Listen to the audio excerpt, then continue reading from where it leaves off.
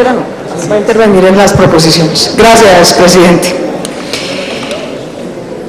El Partido Verde ha apoyado este proceso de paz y lo sigue apoyando. Pero tenemos respecto a esta ley varias preocupaciones que nos han llevado a radicar 15 proposiciones para consideración del gobierno, de los miembros de las comisiones primeras de Semana y Cámara y de los miembros del Movimiento Voces de Paz, a quienes aprovecho para saludar y darles la bienvenida a este debate. ¿En relación con qué? Desde septiembre del 2014, en el debate que se hizo sobre el paramilitarismo en este Congreso, fuimos los primeros en decir y en proponer desde la Alianza Verde que si queríamos paz, teníamos que hacer un tratamiento equivalente a miembros de la fuerza pública y también a los miembros de las organizaciones armadas ilegales que se desmovilizaron. Que teníamos que aprender de nuestra propia historia, que no podíamos volver a repetir el error de que unos miembros que se desmovilizan reciban, por ejemplo, amnistía e indulto, mientras que los miembros de la fuerza pública que los combatieron, así fuera violando el orden jurídico, recibieran penas ordinarias de 40 años.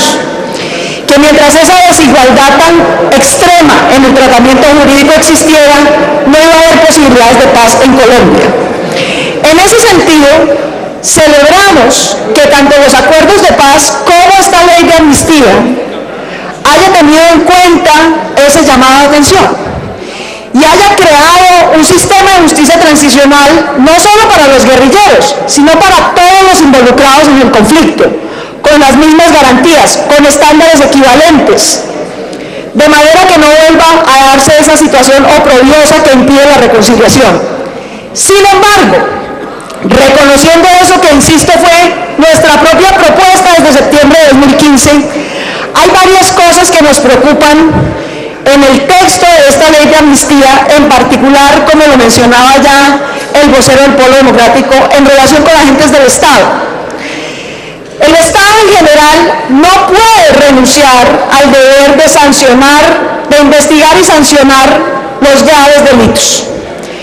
Pero en particular no puede renunciar a sancionar los graves delitos de sus propios agentes. Esta ley, por fortuna, dice con claridad que los delitos de lesa humanidad, los graves crímenes de guerra y las graves violaciones de los derechos humanos serán sancionadas en la JEP para todos los actores, guerrilleros, civiles o agentes del Estado. Pero nos preocupan tres cosas concretas. Primero, en los tres tipos que trae esta ley, la amnistía de jure, la amnistía para los demás que no son de jure y para los agentes del Estado, en las dos primeras se incorporó un artículo que dice con absoluta claridad que en ningún caso esas formas de procedimiento penal especial o de amnistía implican una renuncia al deber del Estado de investigar y sancionar. En ningún caso implican una limitación a los derechos de las víctimas a verdad, justicia y reparación. Ese artículo se incluyó en la parte de amnistía de jure específicamente y en la otra amnistía, pero no se incluyó en la parte del procedimiento especial para los agentes del Estado. Si nos vamos a tratar con el mismo estándar, ese mismo principio debería estar allí y no se incluyó. Por eso estamos proponiendo que vaya como un artículo nuevo. Segundo, en el caso de las organizaciones armadas ilegales a las que les vamos a aplicar esta ley, la garantía de no repetición es su desaparición como organización armada ilegal. La garantía de verdad es que se van a someter a la Comisión de la Verdad o a la JEP. La garantía de justicia es justamente que van a ir o a amnistía de jure o a la JEP. Pero en el caso de los agentes del Estado, ¿cuál es la garantía de no repetición? Si el Estado va a seguir existiendo, obviamente, las fuerzas militares, la fuerza pública, la policía. Luego la garantía no podría ser equivalente, ¿cierto? No vamos a desaparecer a la fuerza pública ni al Estado. Tendríamos que buscar cuál es la garantía concreta de no repetición por parte del Estado. Lo que queremos proponerles, apreciados colegas, es que se diga que que el Estado realizará los cambios institucionales y de política pública que garanticen la no repetición de los delitos cometidos por sus agentes como mecanismo de protección prevalente de las víctimas. Por lo menos un compromiso de que se hará la revisión de las políticas públicas o mecanismos institucionales que llevaron a esta grave violación. Tercer tema que quisiera destacar, que tiene que ver con los derechos de las víctimas. Estamos completamente de acuerdo desde la bancada de Alianza Verde con la exposición que hizo aquí el senador Juan Manuel Galán, de que tenemos que garantizar que los derechos de las víctimas se cumplan. Pues bien, uno de los derechos de las víctimas es controvertir la selección y priorización que va a hacer la JEP. Aquí se ha acordado que no todos los delitos se van a juzgar y procesar. Unos se van a amnistiar porque son amnistiables, otros se van a cesar en procedimiento, los más graves se van a procesar, pero en todo caso va a haber una priorización de los delitos más graves para procesarlos. Un derecho de las víctimas es controvertir esa selección y priorización que hizo el Estado. Pues bien, ese derecho no está contemplado en esta ley. Por eso nosotros estamos radicando una proposición para darle a las víctimas de Colombia el derecho a controvertir la selección y priorización que haya hecho la sala respectiva en un momento dado. Y a que esa sala pueda responderle diciéndole que no está en lo cierto, que la priorización que está haciendo el Estado es la correcta, pero que lo tendrá que contestar motivadamente por qué hizo esa selección o no y que la víctima tenga ese derecho.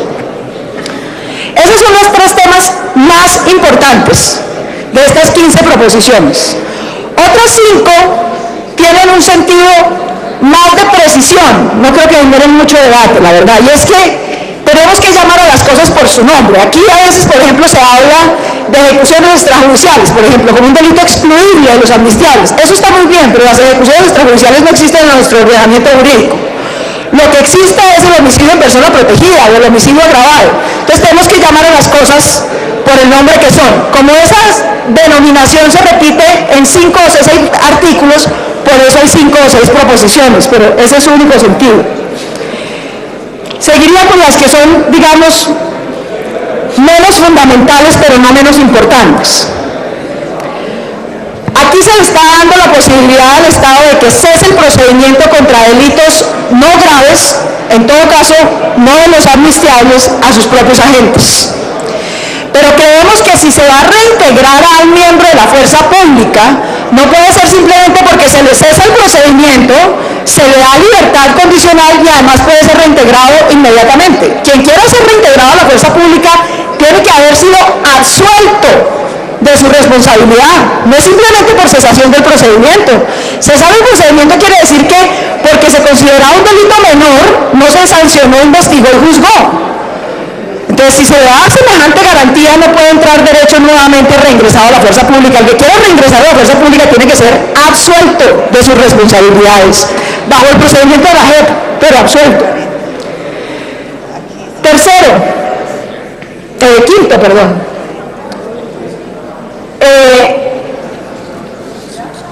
esta ley de amnistía recoge o dice, digamos, que mediante un fondo de la fuerza pública se puede financiar la defensa de los miembros de la fuerza pública, aún dentro de la JEP. Quienes teníamos dudas acerca de ese fondo lo demandamos ante la Corte. Perdimos. La Corte nos dijo que ese fondo era lícito, que era perfectamente lícito que el Estado designara recursos para proteger a los miembros de la fuerza pública, aún en su defensa jurídica. Pero dijo en esa sentencia la Corte Constitucional sobre ese fondo que en todo caso eso no era para financiar a cualquiera, incluido el que se podía pagar su defensa, sino que tenía que haber criterios para seleccionar a aquellos de menores ingresos. Gracias. A aquellos agentes estatales de menores ingresos o de imposibilidad de recursos para poderlos financiar con ese fondo, no a cualquiera. Ya hay una sentencia de la Corte que puso esa limitación. Sin embargo, aquí no se está teniendo en cuenta, de manera que otra proposición va en ese mismo sentido, en el de limitar que sea quienes no tengan recursos suficientes o ingresos suficientes quienes puedan ser beneficiarios.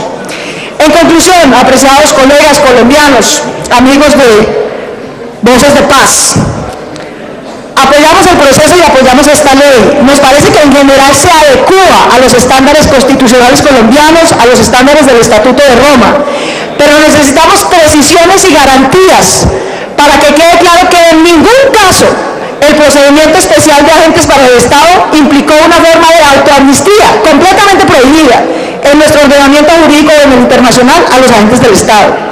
Que en ningún caso los derechos de las víctimas se vieron conculcados, sino que por el contrario, su derecho, por ejemplo, a objetar la priorización y selección que hizo el tribunal pueda presentarse. Y que para el Estado también hayan garantías de no repetición. Y esas garantías, en nuestra opinión, salvo mejor propuesta, es esta proposición de que el Estado tenga que hacer los cambios institucionales o de política pública que se ameriten para garantizar los derechos de las víctimas y de toda la sociedad a la no repetición. Hemos dejado a consideración estas propuestas, las vamos a analizar, por supuesto, con todos ustedes, con Voces de Paz, con los miembros del gobierno, para tratar de llegar a un acuerdo sobre ellas, porque creo que compartimos los objetivos que tienen. Muchas gracias.